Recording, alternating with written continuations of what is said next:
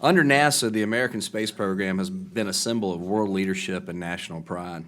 At this crucial point in our history, we must use our investments wisely and work even harder to advance sound policy if we expect to maintain American leadership in the space domain.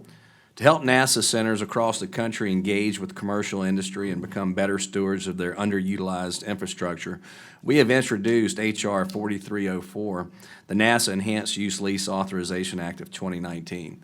This bill will reauthorize NASA's EUL agreement authority for 10 years and is supported by representatives from both sides of both parties and across the country, from Virginia to California and everywhere in between.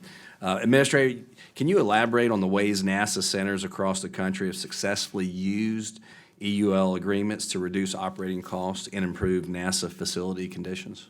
Absolutely. So, I think there's some really good examples of infrastructure that would include buildings, for example, where a private company wants to use a building that NASA is not using currently, and part of the way they have access to that building is to make it usable and improve it.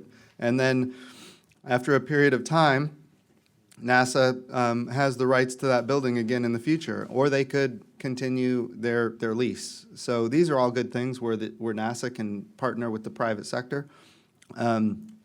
We have similar kind of agreements for launch facilities, and of course, as you're familiar with at Stennis, test facilities. So I think there's lots of opportunity to improve NASA's facilities by partnering with the private sector. Not reauthorizing EUL, what would happen? It'd be really bad for NASA. It'd be really bad for our private sector partners. Please reauthorize it.